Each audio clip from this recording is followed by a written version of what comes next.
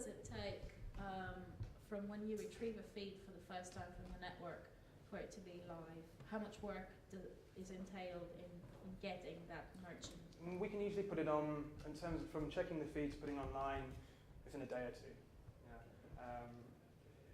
We're quite, because we've had we have like on the UK site alone, we have 500 merchants. On the German site, French site, we've got another at least sort of 500 to 1,000 each on those. So we've got a lot of experience in terms of integrating product feeds and things. So we've got a lot of systems which allow us to do that quite quickly.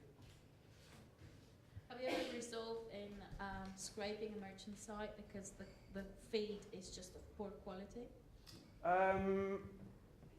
Yeah, yes and no. I mean, we have kind of we know that that's kind of done by a lot of price comparison sites as well.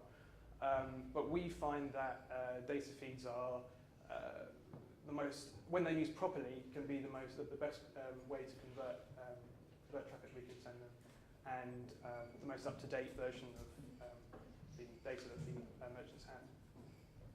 Okay, so you don't want to create the content. Not really. No.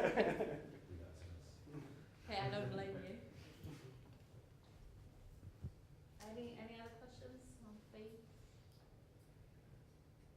Price comparison? No? Great, okay.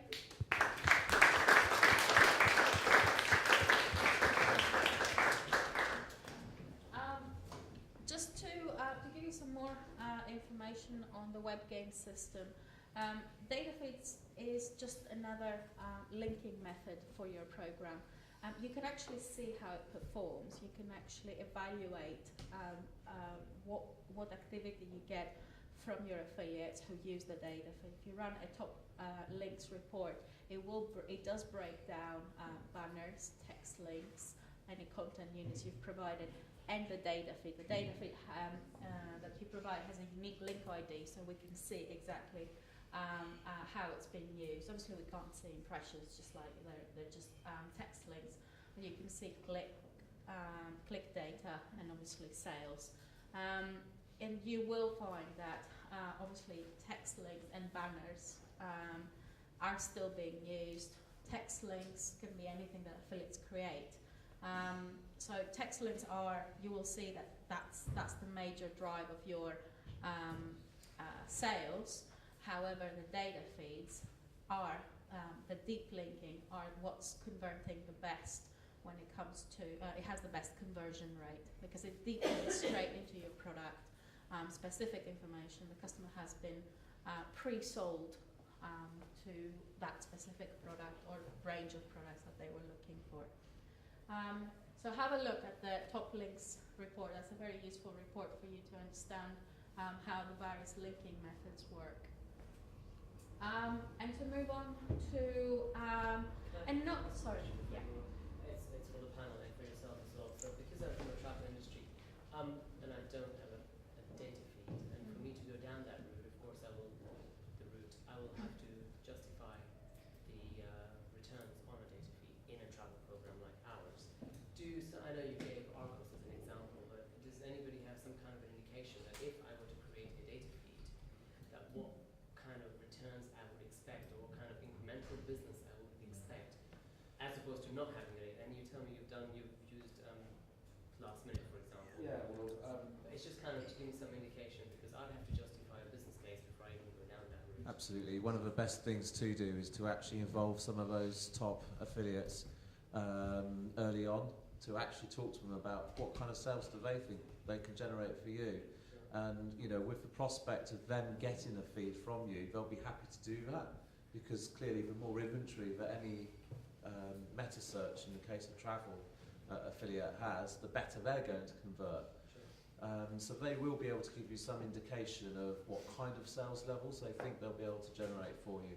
Clearly it's going to be an estimate, but it will help you put together your business case.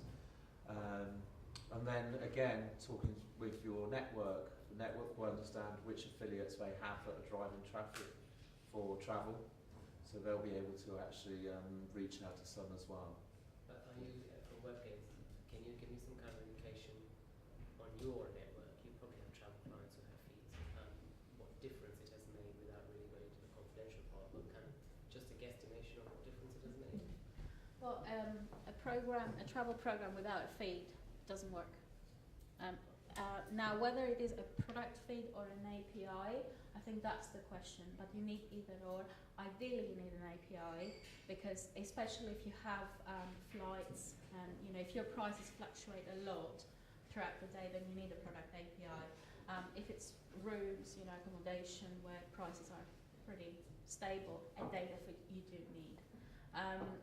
It is very, very rare that affiliates can effectively promote a travel client without it, unless you have a very, very big brand and people can just go onto your site.